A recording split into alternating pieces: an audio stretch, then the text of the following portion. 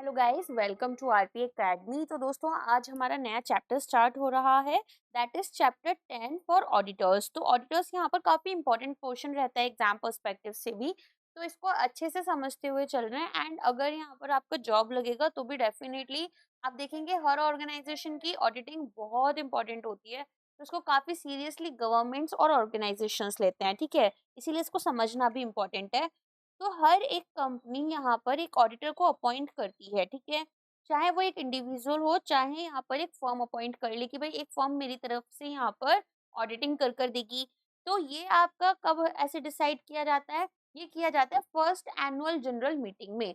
अब यहाँ पर टेन्योर की बात करें कि भाई टेन्योर कितना रहेगा, तो यहाँ ऑफिस जो है वो आपको 6th एजीएम के कंक्लूजन तक होल्ड करना रहेगा, सब्जेक्ट टू कि भाई कोई भी रेटिफिकेशन प्रोविजंस अगर प्रोवाइड किए गए हैं। लेकिन 2017 में यहाँ पर जो हमारी रिक्वायरमेंट थी एनुअल रेटिफिकेशन की, उसे हटा दी गई थी। ओके, तब से तो यहाँ पर सिर्फ आपको इतना ही बोला गया है कि अगर यहाँ पर एक फर्म है तो फिर फर्म, और अगर कोई इंडिविजुअल है तो ही और she, they can hold the office or they have to hold the office till the conclusion of the 6th annual general meeting। Next यहाँ पर बात आती है इंटीमेशन जो होगा हमारे अपॉइंटमेंट का, कि भाई किस तरीके से स्टार्ट होगा और फाइलिंग कैसे करनी है। तो कंपनी को सबसे पहले तो अपने जो ऑडिटर हैं इनको यहाँ पर इन्फॉर्म करना है कि भाई हम आपको अपॉइंट कर रहे हैं। फिर यहाँ पर एक नोटिस फाइल किया जाता है with registrar of companies with in 15 days of appointment. साथ में यहाँ पर एक फॉर्म रहता है एडीटी P1 फॉर्म, ठीक है, जिसको आपको 15 दिन के अंदर अंदर यहाँ पर फाइल करना है।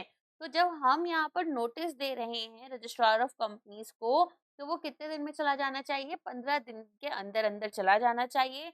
एक्सेप्शन की बात करें तो अगर कोई आईएफएससी पब्लिक या प्राइवेट कंपनी है तो इनको फाइलिंग 30 दिन के तक अलाउड होगी, ठीक है।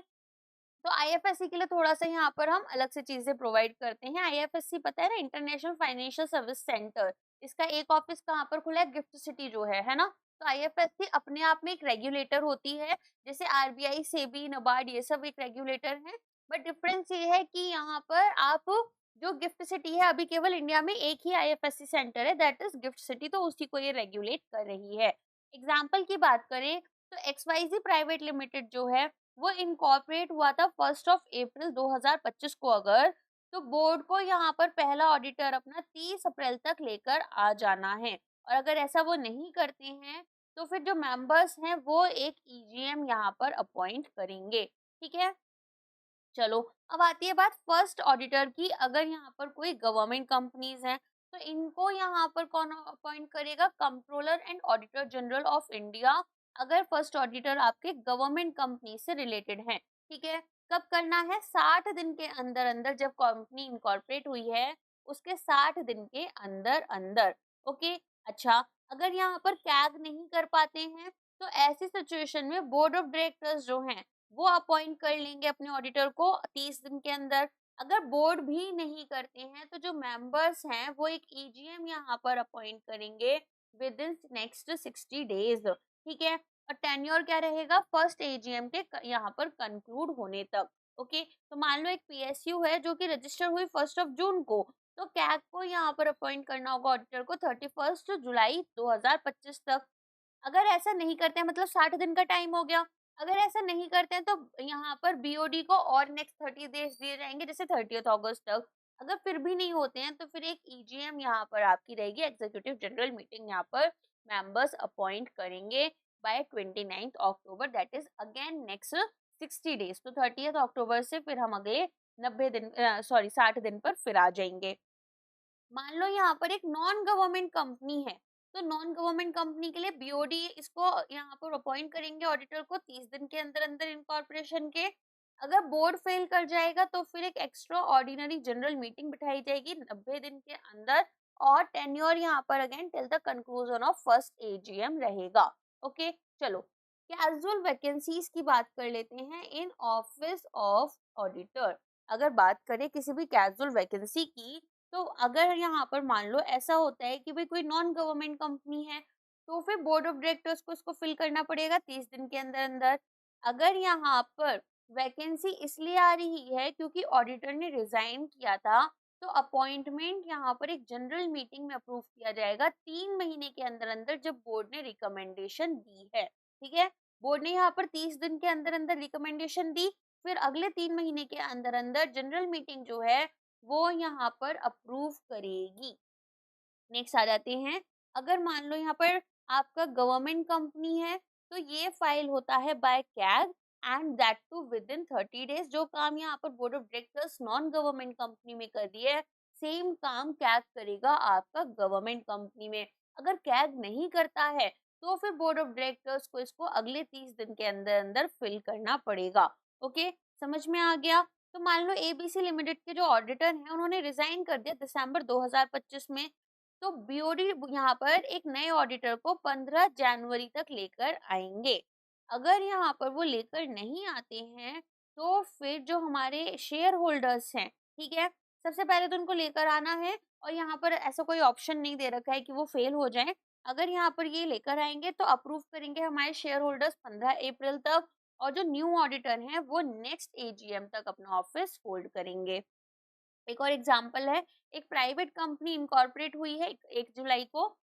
बोर्ड ने यहाँ पर अपॉइंट करा फर्स्ट ऑडिटर को बाय 31 जुलाई। अगर बोर्ड फेल हो जाते हैं तो मेंबर्स यहाँ पर अपना एक एक्स्ट्रा ऑर्डिनरी जनरल मीटिंग रखेंगे बाय 28 अक्टूबर 2025, और ऑडिटर जो अपॉइंट हुए हैं वो यहाँ पर अपना ऑफिस फर्स्ट एजीएम इन 2026 तक होल्ड कर रखेंगे। ठीक है, तो अब कुछ इंपॉर्टेंट पॉइंट्स याद कर लेते हैं इस सेक्शन के। क्या क्या चीजें हमने देखी कि हमें सबसे पहले तो एडीटी फॉर्म 1 यहाँ पर फाइल करवाना होता है विद हमारा रजिस्ट्रार ऑफ कंपनीज। उसके बाद में जो फर्स्ट ऑडिटर हैं उनको अपॉइंट किया जाएगा बाय बोर्ड ऑफ डायरेक्टर्स अगर एक नॉन गवर्नमेंट कंपनी है, और कैग करते हैं अगर एक गवर्नमेंट कंपनी है। अगर कोई कैजुअल वैकेंसी आ गई है तो गवर्नमेंट और नॉन गवर्नमेंट कंपनीज में अलग अलग ट्रीटमेंट है। जैसे नॉन गवर्नमेंट कंपनीज में यहाँ पर बोर्ड ऑफ डायरेक्टर्स का रोल आएगा, और गवर्नमेंट कंपनी में कैग का रोल आएगा। टेन्योर की बात करें तो एक रेगुलेटर जो होते हैं, रेगुलर ऑडिटर जो होते हैं, उनको हम 5 साल के लिए अपॉइंट करते हैं, फर्स्ट एजीएम से लेकर 6th एजीएम तक जो हमने देखा था। लेकिन अगर रिजाइन किया गया है तो शेयर होल्डर्स का अप्रूवल चाहिए होता है हमें। ठीक है, चलिए नेक्स्ट आ जाते हैं। अब किस तरीके से रिमूवल होगा, रेजिग्नेशन होगा हमारे ऑडिटर का, और क्या स्पेशल नोटिस यहाँ पर भेजे जाएंगे। तो सबसे पहले अगर हम बात करें कि मान लो उनकी जो टर्म थी, ठीक है ना, उनको 5 साल के लिए रहना था, लेकिन हमने यहाँ पर डिसाइड किया कि नहीं, इनको हमें निकालना है, तो हम इनको केवल 2 तरीके से निकाल सकते हैं। या तो यहाँ पर एक स्पेशल रेजोल्यूशन पास कर दें, वो भी हमारी जनरल मीटिंग में। दूसरा, यहाँ पर एक सेंट्रल गवर्नमेंट से अप्रूवल ले लें। ठीक है, तो इन दोनों सिचुएशन में ऑडिटर को हम रिमूव कर सकते हैं। अच्छा, अपॉइंट करने के लिए कौन सा फॉर्म चल रहा था, एडीटी 1 फॉर्म चल रहा था, तो रिमूव करने के लिए आपका एडीटी 2 फॉर्म जाता है। तो एप्लीकेशन हम central government that is CG को प्रोवाइड करेंगे 30 दिन के अंदर अंदर, जब बोर्ड ने स्पेशल रेजोल्यूशन अपना पास कर दिया। अब जब ये अप्रूव हो जाएगा तो इसके बाद में क्या होगा, कंपनी एक जनरल मीटिंग बिठाएगी अगले 60 दिन में, ताकि यहाँ पर एक स्पेशल रेजोल्यूशन को पास करें। तो मान लो यहाँ पर हमें अप्रूवल चाहिए सेंट्रल गवर्नमेंट से, वो अप्रूवल मिल गया, तो कंपनी को जनरल मीटिंग कितने टाइम में बिठानी है, 60 दिन में। अगर नॉर्मली हमारे बोर्ड ने यहाँ पर डिसाइड करा है कि भाई हमें क्या करना है, एक स्पेशल रेजोल्यूशन पास करना है, तो स्पेशल रेजोल्यूशन जब पास हो रहा है तो ऐसी सिचुएशन में आपको क्या करना है, इस स्पेशल रेजोल्यूशन के 30 दिन के अंदर अंदर फॉर्म एडीटी 2 यहाँ पर फाइल कर देना होगा। ठीक है, चलो नेक्स्ट आ जाते हैं।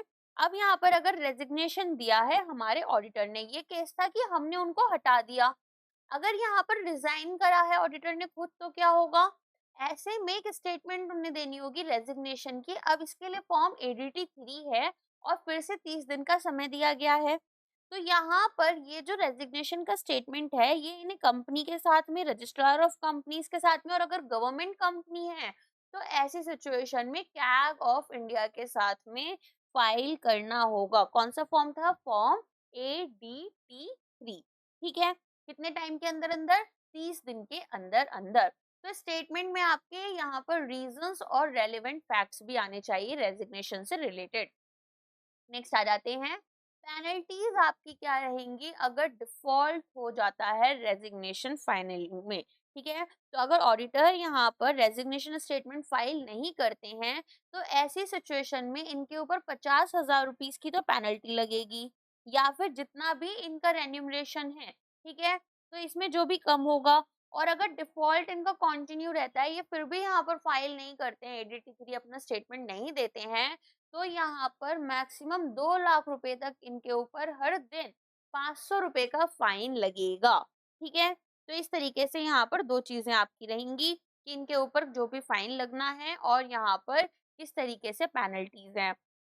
नेक्स्ट आ जाता है डिस्क्वालिफिकेशन। अब डिस्क्वालिफिकेशन में आपको क्या याद रखना है, बाय ट्रिब्यूनल ऑर्डर। ट्रिब्यूनल क्या था, एनसीएलटी। तो यहाँ पर आपका क्या होगा कि अगर एनसीएलटी ने फाइनल ऑर्डर दिया ऑडिटर के अगेंस्ट कि भाई ऑडिटर ने या तो फ्रॉड करा है या मिसकंडक्ट करा है, कुछ गलत चीज की है, तो ऐसी सिचुएशन में वो जो ऑडिटर हैं वो अब किसी भी कंपनी के ऑडिटर नहीं बन सकते। कब तक के लिए, 5 साल तक के लिए। तो कोई भी इंडिविजुअल और फर्म अगर ऐसी है जिसने की गलत ऑडिटिंग की है, तो ऐसी सिचुएशन में यहाँ पर 5 साल तक के लिए उनको बार कर दिया जाएगा कि अब यहाँ पर आप किसी भी कंपनी के लिए ऑडिटर नहीं बनोगे।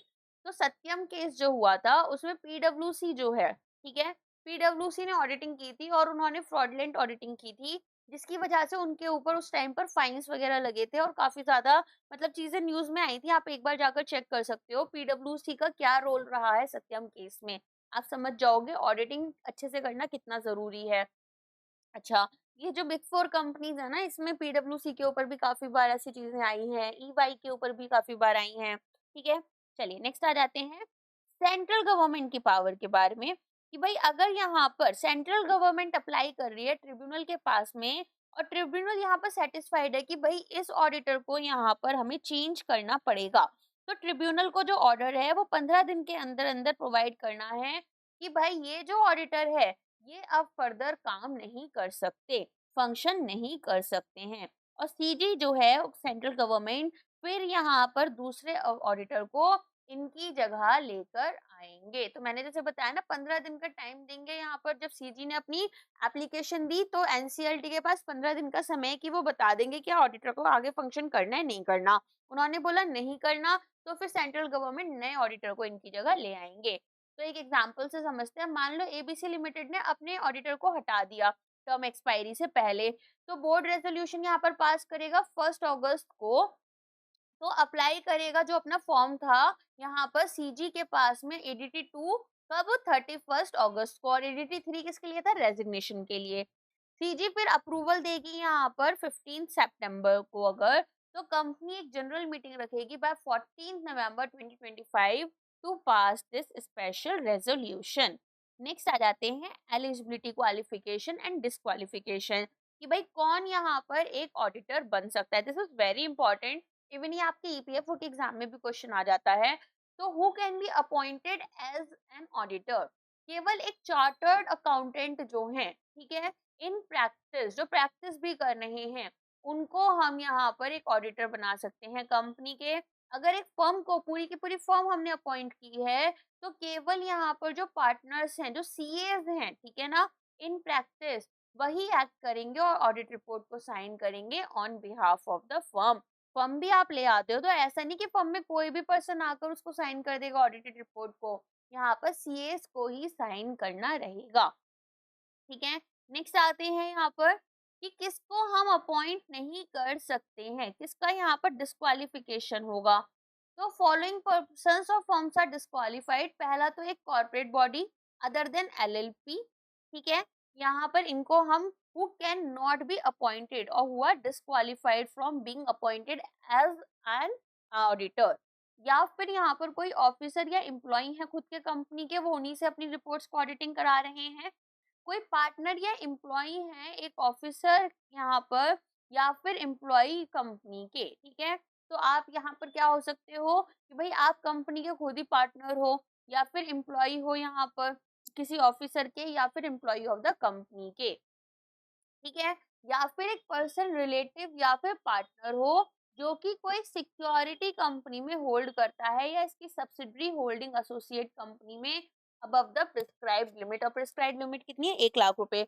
मतलब आपके पास मान लो शेयर्स हैं इस कंपनी के 1 लाख रुपए से ज्यादा के, और आप इस कंपनी को ऑडिट करने आ गए, तो आपको अलाउ नहीं किया जाएगा। या फिर आपके कोई क्लोज रिलेटिव या पार्टनर हो सकते हैं।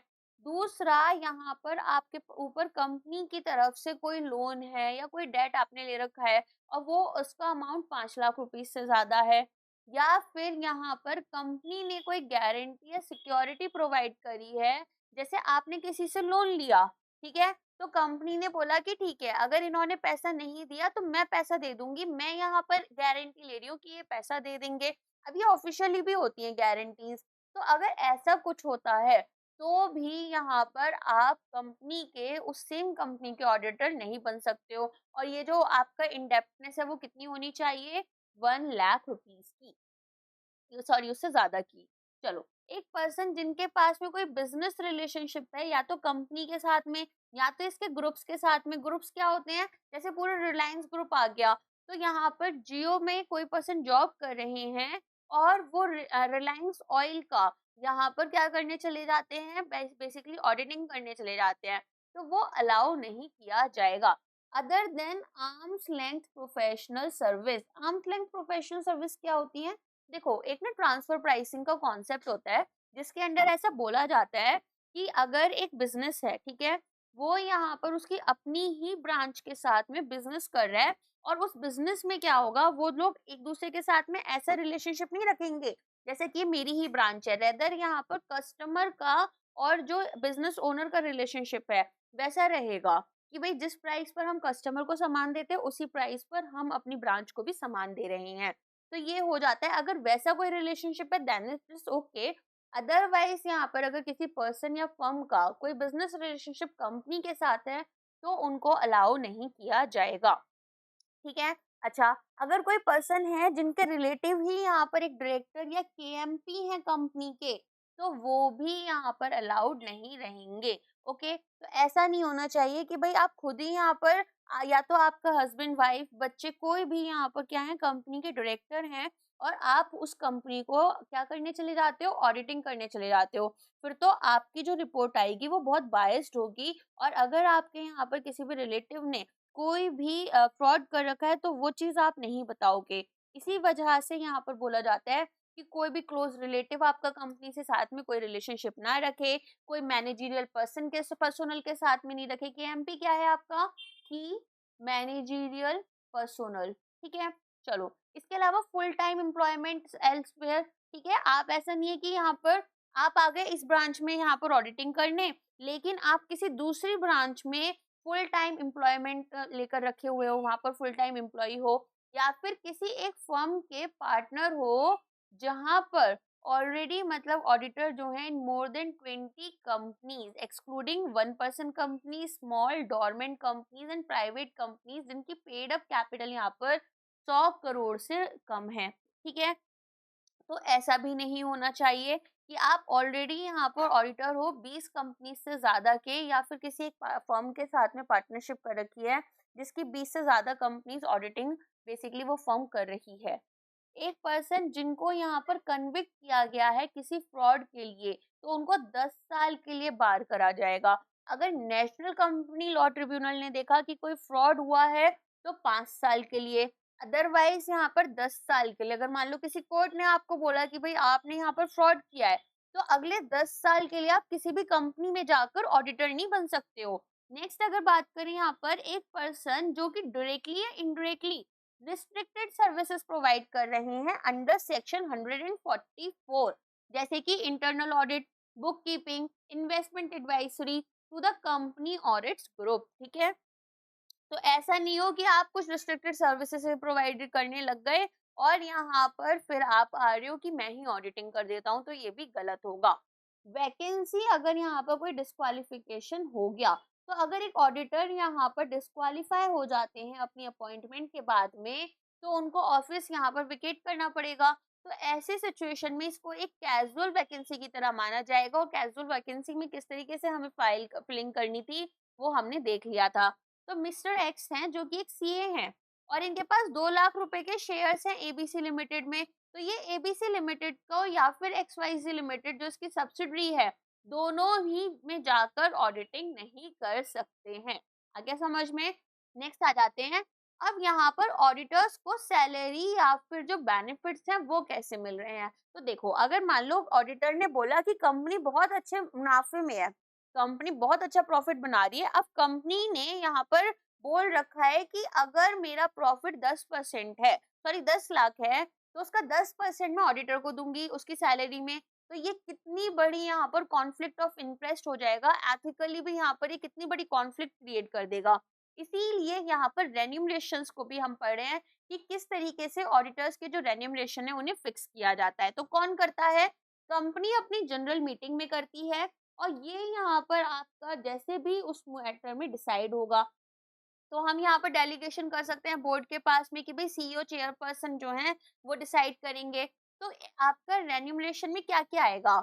जो ऑडिटिंग की फी आप दे रहे हो, कुछ खर्चे भी होते हैं यहाँ पर अलग अलग तरह के, जब आप ऑडिटिंग कर रहे हो सॉफ्टवेयर से रिलेटेड बहुत सारे अलग अलग खर्चे हो जाते हैं। और कोई भी फैसिलिटी अगर आपने ऑडिटर को दी है, जैसे आपने रहने की फैसिलिटी दे दी है ना, खाना उनका लंच वगैरह आ रहा है, तो क्या क्या चीजें एक्सक्लूडेड हैं? तो remuneration for services rendered under section 114, तो जो नॉन ऑडिटेड रेस्ट्रिक्टेड सर्विसेज हैं, ठीक है, वो यहाँ पर एक्सक्लूडेड रहेंगी, उसके लिए आप कोई भी रेन्यूमरेशंस नहीं प्रोवाइड करोगे। तो एजीएम यहाँ पर या फिर मेंबर्स जो है पीक्यूआर लिमिटेड के, वो ऑडिटर के रेन्यूमरेशन को डिसाइड करते हैं कि भाई 5 लाख रुपए साथ में रीइंबर्स करेंगे ट्रैवल के लिए। तो ये इनके रेन्यूमरेशन का पार्ट हो जाएगा सेक्शन 142 में। नेक्स्ट आ जाते हैं, सेक्शन 143 यहाँ पर क्या बोलता है? ये बात करता है पावर्स क्या रहेंगी और ड्यूटीज क्या रहेंगी हमारे ऑडिटर्स की, और ऑडिटिंग स्टैंडर्ड्स हमें क्या फॉलो करने हैं। तो पावर्स ऑफ एन ऑडिटर में यहाँ पर सबसे पहले तो कंपनी की जितनी भी बुक्स हैं, वाउचर्स, वाउचर्स क्या होते हैं? डेबिट और क्रेडिट वाउचर्स होते हैं कि कहाँ पर क्या खर्चा हुआ, ठीक है, वो आपके पास रिसिप्ट्स भी होती हैं, विड्रॉल स्लिप्स होती हैं, इस तरह की चीजें होती हैं। और कोई भी डॉक्यूमेंट्स, ठीक है, जो कि यहाँ पर माइट भी रजिस्टर्ड ऑफिस के बाहर आपने रखी हैं, उनकी भी एक्सेस हमारे ऑडिटर ले सकते हैं। साथ में जो कंपनी में लोग काम कर रहे हैं, मान लो यहाँ पर कुछ बुक्स में लिखा हुआ है जिसमें उन्हें डाउट है, और उन्हें लगता है कि नहीं, मुझे यहाँ पर एक बार क्रॉस कम्युनिकेशन करके क्रॉस चेक करना होगा चीजों को कि क्या सही इन्फॉर्मेशन दी गई है, तो ऐसे में वो कंपनी के ऑफिसर से डिस्कस करेंगे। तो ये भी यहाँ पर इनको अलाउड है कि वो इंफॉर्मेशन या एक्सप्लेनेशन ले सकते हैं कंपनी के ऑफिसर्स से। साथ में अगर कोई होल्डिंग कंपनी है, होल्डिंग कंपनी कौन सी होती है? होल्डिंग कंपनी हो गई जो यहाँ पर मेजॉरिटी शेयर्स रख के चलती है किसी भी कंपनी के, कि यहाँ पर आपका बेसिकली मैनेजमेंट भी ये डिसाइड करे। फॉर एन एग्जांपल, मान लो टाटा ट्रस्ट है, टाटा ट्रस्ट यहाँ पर टाटा मोटर्स में 75 या 70% के शेयर्स रखती है। तो टाटा ट्रस्ट क्या हो जाती है? होल्डिंग कंपनी हो जाती है। ओके, तो एक होल्डिंग कंपनी है, तो यहाँ पर राइट टू एक्सेस होनी चाहिए इसके subsidiaries associates to the extent necessary for consolidation. अब मुझे टाटा ट्रस्ट की मैं ऑडिटिंग करने आई, तो मैं टाटा मोटर्स की भी बुक्स डिमांड कर सकती हूँ, ठीक है, क्योंकि मुझे यहाँ पर कुछ इन्फॉर्मेशन को कंसोलिडेट करना है। ड्यूटीज क्या है ऑडिटर की? तो यहाँ पर इंक्वायरीज जो भी हमें करनी है, जैसे कि यहाँ पर कुछ आपके लिए एक लिस्ट है, जैसे यहाँ पर लोन्स या एडवांसेस जो हैं on security are properly secured and not prejudicial. मतलब देखो, किसी ने लोन लिया, अब उन्होंने जब लोन लिया तो उन्होंने बैंक को कुछ पेपर्स दिखाए अपनी प्रॉपर्टी के, क्या वो प्रॉपर्टी सच में एग्जिस्ट करती है, या फिर वो जो पेपर्स थे वो फ्रॉड थे, फेक थे, या बुक की एंट्री ट्रांजेक्शंस जो हैं वो सच में हुई हैं या फिर प्रीजुडिशियल हैं, ये भी देखा जाएगा। तीसरा, यहाँ पर क्या कंपनी जो है, ठीक है, नॉट बीइंग बैंकिंग या इन्वेस्टमेंट कंपनी, ये तो चलो ठीक है, इनको तो अलाउड है, परचेज प्राइस से लो यहाँ पर अपनी इन्वेस्टमेंट्स को बेच रही है, या लोन्स और एडवांसेस जो हैं वो डिपॉजिट्स की तरह तो नहीं दिखाए गए हैं, ठीक है, या यहाँ पर जो पर्सनल एक्सपेंसेस हैं वो रेवेन्यू में तो नहीं चार्ज कर दिए गए। यहाँ पर मैंने अपने लिए चाय मंगवाई और उसका मेरी कंपनी से कोई रिलेशन नहीं था, या खाना मंगवाया मैंने और कंपनी तो मील्स नहीं प्रोवाइड करती है, लेकिन वो मेरे पर्सनल एक्सपेंसेस को मैंने रेवेन्यू में शो कर दिया, तो दैट इज ऑल्सो रॉन्ग। इसके अलावा जो शेयर्स यहाँ पर स्टेटेड है to be allotted for cash, तो यहाँ पर वेदर कैश एक्चुअली रिसीव्ड। अब हमने यहाँ पर क्या किया, हमने यहाँ पर कुछ ऐसे शेयर्स थे जिनको बेच दिया कैश के लिए। तो क्या सच में कैश हमें रिसीव भी हुआ, या हम बस ऐसा दिखा रहे हैं अपनी बुक्स में मोटा मोटा, और ये पैसा कहीं और से आया है, या शेयर्स कहीं हमने बेचे नहीं, गलत तरीके से ट्रांसफर कर दिए। अब ऑडिट रिपोर्ट, ऑडिटिंग हो गई। ऑडिटिंग में क्या क्या चीजें देखनी थी वो सारी चीजें देख ली। ठीक है, ऑडिटर को हमने सबसे पहले अपॉइंट करा, फिर अपॉइंट करने के बाद में हमने उनसे ऑडिटिंग करवाई। अब इसके बाद में हमने यहाँ पर ऑडिट रिपोर्ट ली, जिसको हमारे सीएज ने साइन करा, चाहे वो किसी फर्म के भी हो सकते हैं या इंडिविजुअल भी हो सकते हैं। इसके बाद में जो ऑडिटर हैं वो रिपोर्ट किसको करेंगे, तो ये मेंबर्स को रिपोर्ट करेंगे ऑन फाइनेंशियल स्टेटमेंट्स एग्जामिन, जो जो फाइनेंशियल स्टेटमेंट्स उन्होंने चेक की हैं। अब रिपोर्ट यहाँ पर ट्रू और फेयर व्यू देनी चाहिए, ऐसा नहीं कि कुछ उल्टा सीधा आपने बता दिया कि भाई कंपनी के जो अफेयर्स है उनका स्टेटस क्या है, प्रॉफिट में है कंपनी या लॉस में है, कैश फ्लोज यहाँ पर क्या है, कहाँ कहाँ से पैसा आ रहा है, कहाँ कहाँ जा रहा है, और कोई भी अदर मैटर्स प्रिस्क्राइब्ड हो।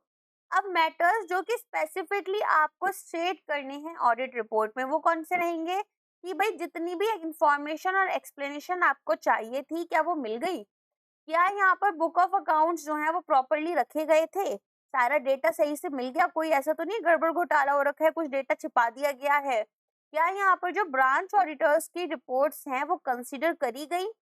इसके बाद में क्या फाइनेंशियल स्टेटमेंट्स बुक्स के साथ में अग्री कर रही है, जो बुक्स में ट्रांजेक्शन शो किए हैं ओवरऑल हमारी फाइनेंशियल स्टेटमेंट्स वैसी ही हैं या नहीं है, क्या यहाँ पर फाइनेंशियल स्टेटमेंट्स कंप्लाई कर रही हैं अकाउंटिंग स्टैंडर्ड्स के साथ में या नहीं कर रही। फिर हम देखेंगे ऑब्जर्वेशन से रिलेटेड कि यहाँ पर हमारी जो ऑब्जर्वेशन है, ठीक है, with adverse effect on functioning, की किस तरीके से फंक्शनिंग हो रही है, आगे समझ में।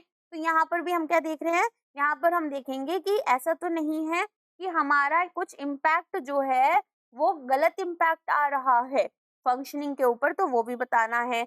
फिर यहाँ पर अगर किसी डायरेक्टर को डिस्क्वालीफाई किया गया था अंडर सेक्शन 164(2), तो वो क्यों किया गया था, इन सारी चीजें। इसके बाद में क्वालिफिकेशंस, रिजर्वेशंस और एडवर्स रिमार्क्स आपको देने हैं। इसके अलावा यहाँ पर internal financial controls with reference to financial statements, क्या ये एडुकेट हैं और इफेक्टिवली काम कर रहे हैं, मतलब आप यहाँ पर कुछ कंट्रोल्स रखते हो किसी भी ऑर्गेनाइजेशन में कि भाई ऐसा ना हो जाए बहुत ज्यादा खर्चा हो जाए, कितना लॉस हमें लेकर चलना है, कितना फाइनेंशियल रिस्क हम बेयर कर सकते हैं। तो वो जो इंटरनली फाइनेंशियल कंट्रोल पॉलिसीज हमने बनाई है, जो चीजें हमें प्रोसेस एंड प्रोसीजर्स फॉलो करने हैं, क्या वो ठीक से हो रही हैं या नहीं हो रही हैं, और कोई भी प्रिस्क्राइब्ड मैटर्स यहाँ पर हो सकते हैं। अगर आंसर नेगेटिव है या क्वालिफाइड है, ठीक है, तो ऐसी सिचुएशन में ऑडिटर को रीजंस देने पड़ेंगे। नेक्स्ट आ जाते हैं सेक्शन 143, जो कि बात करता है क्या यहाँ पर पावर और ड्यूटी रहेगी ऑडिटर्स एंड ऑडिटिंग स्टैंडर्ड्स के अकॉर्डिंग। तो सबसे पहले तो जैसा हमने देखा यहाँ पर हमने आई थिंक ये वाला पार्ट अपन ने कंप्लीट कर लिया है ना, एक सेकेंड ना, हाँ जी वो वाला पार्ट ना कंप्लीटेड था। चलो, तो यहाँ पर अब आते हैं आपके 5 to 7, जब ऑडिट होगी गवर्नमेंट कंपनीज, तो ऐसे सिचुएशन में क्या होगा, ऑडिटर को कौन अपॉइंट कर रहे थे, कैग कर रहे थे, है ना।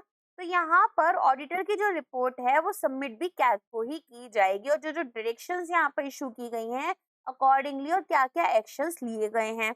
तो कैग की पावर्स क्या है, सप्लीमेंट्री ऑडिटिंग यहाँ पर वो करवा सकते हैं, कर सकते हैं विद इन 60 डेज, कमेंट कर सकते हैं या फिर सेटल सप्लीमेंट कर सकते हैं ऑडिटर की रिपोर्ट, साथ में कुछ एक्स्ट्रा कमेंट्स यहाँ पर ऐड कर सकते हैं, और वो यहाँ पर फाइनेंशियल स्टेटमेंट्स के साथ में सर्कुलेट की जाएंगी और हमारी एनुअल जनरल मीटिंग में प्लेस की जाएंगी।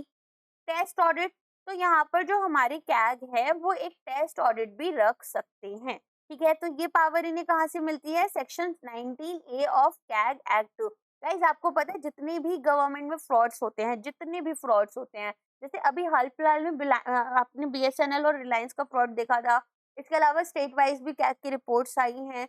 इसके अलावा 2011 में जब कांग्रेस की गवर्नमेंट थी, तो जितने भी यहाँ पर करप्शंस खुले थे कि भाई इतने स्कैम्स हुए हैं, राइट। इसके अलावा भी यहाँ पर कुछ ना कुछ स्कैम्स, जैसे अभी मैंने आपको एग्जांपल दिए तो हर एक गवर्नमेंट जो भी स्कैम्स करती है वो मेजरली आपके ना कैग के रिपोर्ट्स में खुलते हैं। और कैग का जो ऑफिस होता है, अगर आप इंडियन पॉलिटी कभी भी पढ़ोगे तो आपको पता चलेगा कि बहुत ही इंपॉर्टेंट यहाँ पर होता है एक गवर्नमेंट कंपनी और एक गवर्नमेंट के लिए। तो किसी भी कंट्री के लिए ना कैग का ऑफिस उतना ही इम्पोर्टेंट है जितना इलेक्शन कमीशन का ऑफिस इम्पोर्टेंट होता है। अच्छा, अभी जो टेस्ट ऑडिट है ये क्या होता है पता है? देखो, अब यहाँ पर हमारा जो ऑडिटर है वो पूरे के पूरे जितने भी ट्रांजेक्शन्स हैं उन्हें नहीं चेक करेंगे। वो क्या करेंगे, एक सैंपल लेंगे और उस सैंपल से यहाँ पर देखेंगे कि क्या यहाँ पर सभी ट्रांजेक्शन सही से हुए हैं या नहीं। अगर इसमें 100% ट्रांजेक्शन सही से हुए हैं तो हम मानकर चलेंगे कि जो रिमेनिंग ट्रांजेक्शन है वो भी सही से हुए हैं। अगर यहाँ कोई गड़बड़ मानी जाती है तो फिर फर्दर एग्जामिन किया जाएगा और फिर चेक किया जाएगा कि क्या यहाँ पर कोई और भी प्रॉब्लम्स हैं। तो बेसिकली ये ना जो सैम्पलिंग होती है, जैसे सैंपल टेस्ट होता है ना, ये बिल्कुल सैम्पलिंग के ऊपर चलता है। उसी के प्रिंसिपल पर हमारी टेस्ट ऑडिटिंग हो रही होती है। ठीक है, इतना समझ में आ गया। अब आपने देखा था ऑडिट ऑफ ब्रांच ऑफिसेस, तो ऑडिट ऑफ ब्रांच ऑफिसेस में हमने ये देखते हैं कि ये या तो हमारे जो ऑडिटर मेन रिपोर्ट जनरेट कर रहे हैं वो करेंगे, या तो कोई और भी कर सकता है। तो ब्रांच अकाउंट्स यहाँ पर ऑडिट कौन कौन कर सकता है? कंपनी के खुद के ऑडिटर, या फिर कोई भी क्वालिफाइड ऑडिटर अंडर सेक्शन 130, या फिर अगर हमारी जो ब्रांच है वो अब्रॉड है, एक कंपनी है उसकी एक ब्रांच अब्रॉड में है, तो ऑडिटर या फिर accountant qualified under local law, वहाँ की जो लोकल लॉ है उसके अकॉर्डिंग जो भी ऑडिटर क्वालिफाइड है वो ऑडिटिंग कर कर देते हैं। अब ब्रांच ऑडिटर को जो रिपोर्ट है वो कंपनी के ऑडिटर को सबमिट करनी होती है, जैसा हमने देखा था वो साइंड होनी चाहिए, और मेन ऑडिटर इसे अपनी रिपोर्ट में इनकॉर्पोरेट कर लेते हैं। ठीक है, तो इस तरीके से हमारी पूरी ऑडिटिंग हो रही है। अब आ जाते हैं ऑडिटिंग स्टैंडर्ड्स पर। तो ऑडिटर्स को यहाँ पर कंप्लाई करना होता है ऑडिटिंग स्टैंडर्ड्स में। तो सेंट्रल गवर्नमेंट ने यहाँ पर NACAS, दैट इज, आपको उसका फुल फॉर्म बता देती हूँ। इसका फुल फॉर्म रहता है advisory national advisory committee on accounting standards, है ना। तो यहाँ पर ये क्या करते हैं, ये बेसिकली एक स्टैट्यूटरी बॉडी थी जो कि section 210A of companies act के अंडर आई थी। तो यहाँ पर ये सेंट्रल गवर्नमेंट को बताते हैं कि किस तरीके से हमें अकाउंटिंग स्टैंडर्ड्स को फॉर्मुलेट करना है और अडॉप्ट करना है इंडिया में हमारी ऑडिटिंग से रिलेटेड। तो यहाँ पर इसके बेसिकली एक अपने चेयरपर्सन होते हैं और कुछ रिप्रेजेंटेटिव्स ICAI, ICWAI, ICSI से आते हैं, अलग अलग यहाँ पर इंडस्ट्रीज से आते हैं। तो बेसिकली ये यहाँ पर आपको अकाउंटिंग स्टैंडर्ड्स बताएगी सेंट्रल गवर्नमेंट के लिए। इसके अलावा बताएगी कि भाई क्या कंटेंट ऑफ फॉर्म्स होने चाहिए यहाँ पर हमारी जो फाइनेंशियल स्टेटमेंट्स हैं उससे रिलेटेड, एंड कैसे हम यहाँ पर इनको यूनिफॉर्म फॉलो करवा सकते हैं बाकी कंपनीज से। ठीक है, तो यहाँ पर फिर कंपनीज एक्ट 2013 जो आया था ना, कंपनीज एक्ट 2013 ने इसको रिप्लेस कर दिया था नफरा से। नफरा के बारे में अकाउंटिंग स्टैंडर्ड्स में आपने पढ़ा होगा, जब मैंने आपको कॉमर्स पढ़ाया था तब इसके बारे में बताया था। ठीक है, तो टिल देन यहाँ पर क्या था कि ये ऑडिटिंग स्टैंडर्ड्स हमें बताते। ICAI स्टैंडर्ड्स जो हैं वो ऑडिटिंग स्टैंडर्ड्स माने जा रहे थे जब तक इन्होंने नहीं बताए। अब CG जो है वो यहाँ पर ऑर्डर कर सकती है ऑडिटर की रिपोर्ट को कि कुछ एक्स्ट्रा स्टेटमेंट्स भी लेकर आओ स्पेसिफाइड कंपनीज के लिए, अगर उनको लगता है कि कुछ और चीजें भी हैं जिनकी हमें जरूरत पड़ेगी। नेक्स्ट आती है कि अगर हमें कोई फ्रॉड है उसे रिपोर्ट करना है। तो अगर ऑडिटर यहाँ पर सस्पेक्ट कर रहे हैं कि कोई फ्रॉड हुआ है और ये फ्रॉड 1 करोड़ रुपए से ज्यादा या 1 करोड़ रुपए का है, तो सेंट्रल गवर्नमेंट को ये इन्फॉर्म करेंगे। अगर ये 1 करोड़ से कम का है तो ये ऑडिटिंग कमिटी ऑफ बोर्ड होता है या फिर बोर्ड ऑफ डायरेक्टर्स इनको यहाँ पर इन्फॉर्म करती है। ठीक है, चलो, कंपनी यहाँ पर डिस्क्लोज करेगी ऐसे fraud reported only to board और audit committee in board's report good faith protection. तो ऑडिटर जो हैं वो यहाँ पर लायबल नहीं माने जाएंगे अगर उन्होंने सारी चीजें यहाँ पर ऑनेस्टली बताई हैं। अब उन्होंने तो भाई सारा डेटा ऑनेस्टली दिया, तो हम उनको क्यों लायबल लेंगे या उनको थोड़ी जेल भेजेंगे, उन्होंने तो अपना काम किया। नेक्स्ट आ जाते हैं एप्लीकेशन टू अदर प्रोफेशनल्स। तो अगर यहाँ पर फ्रॉड रिपोर्टिंग ड्यूटी जो है वो किस किस के ऊपर अप्लाई हो रही है, तो यहाँ पर आपके लिए एक टर्म आ रही है जैसे कि आप देख सकते हैं, म्यूटेटिस म्यूटांडस। ये ना एक आपके लिए लैटिन लीगल फ्रेज होता है। ठीक है, जिसका सिंपल सा मतलब है कि नेसेसरी चेंजेस जो हैं वो हमने यहाँ पर कर दिए हैं, या फिर कुछ नेसेसरी ऑल्ट्रेशंस हमने की हैं इन पॉइंट टू डिटेल। तो कंपनीज एक्ट में मान लो कोई ऐसा सेक्शन है जो कि प्राइवेट कंपनीज के ऊपर अप्लाई होता है, और यहाँ पर ये बोला गया है कि सेम सेक्शन आपका पब्लिक कंपनीज में भी लगेगा। तो पब्लिक कंपनीज के लिए हम क्या बोल देंगे, पब्लिक कंपनीज म्यूटेटिस म्यूटांडिस। ठीक है, तो यहाँ पर जो फ्रॉड रिपोर्टिंग है वो जैसे हमारे ऑडिटर्स पर अप्लाई हो रही है, सिमिलरली यहाँ पर दूसरे लोगों पर भी लगेगी। तो किस किस पर लगेगी, cost accountant under cost audit under section 48 148, company secretary under section 204 secretariat audit. तो यहाँ पर जब कॉस्ट अकाउंटेंट कॉस्ट ऑडिट करेंगे और कंपनी सेक्रेटरी यहाँ पर सेक्रेटेरिएट ऑडिट करेंगे, तो इनको भी जो ऑडिटर की डिटेल्स हमने दी है ना कि भाई इनको कैसे कैसे फ्रॉड्स को रिपोर्ट करना है, वैसे ही इनको भी करना होगा। अब बात आती है, अगर पेनल्टीज लगी नॉन कंप्लायंस के लिए, कोई फ्रॉड रिपोर्टिंग आपने नहीं की, तो लिस्टेड कंपनी के ऑडिटर हो तो 5 लाख रुपए का यहाँ पर फाइन लगेगा, और नॉन लिस्टेड कंपनी के हो तो 1 लाख रुपीज का फाइन आपके ऊपर लगेगा। ओके, समझ में आ गया सारा का सारा ये पार्ट आपको। चलो, अब यहाँ पर आप एक बार आराम से शॉर्ट में इसको देख सकते हैं, पूरा का पूरा डिटेल है। ठीक है, कि भाई राइट्स आपके पास क्या है, क्या क्या इंक्वायरीज आप कर सकते हो, रिपोर्ट आपको किस किस को देनी है, इसके अलावा यहाँ पर आपको कौन कौन सी चीजें फॉलो करनी है, कौन से कमेंट्स आपको ऐड करने हैं। गवर्नमेंट कंपनी है तो ऑडिटर भी क्या यहाँ पर अपने लेकर आएंगे, सप्लीमेंट्री और टेस्ट ऑडिट भी कर सकते हैं। फ्रॉड रिपोर्टिंग यहाँ पर की जाएगी तो किसको की जाएगी, ये सारी बातें। नेक्स्ट आ जाते हैं सेक्शन 144। तो ऑडिटर को यहाँ पर बोला गया है कि यहाँ पर आप कुछ सर्विसेज प्रोवाइड करोगे लेकिन कुछ नहीं प्रोवाइड कर सकते हो। तो जो सर्विसेज यहाँ पर अप्रूव की गई हैं बोर्ड ऑफ डायरेक्टर्स या फिर ऑडिटेड कमेटी ऑफ बोर्ड के थ्रू, वही आप फॉलो करोगे। कौन कौन सी सर्विसेज आप यहाँ पर कंपनी को या होल्डिंग कंपनी या सब्सिडरी कंपनी को डायरेक्टली या इनडायरेक्टली नहीं दे सकते हो एज एन ऑडिटर। तो यहाँ पर accounting and book keeping service आपको इन्हें ऑडिट करना है, ना कि आप ही इन बुक्स को बनाने बैठ जाओ।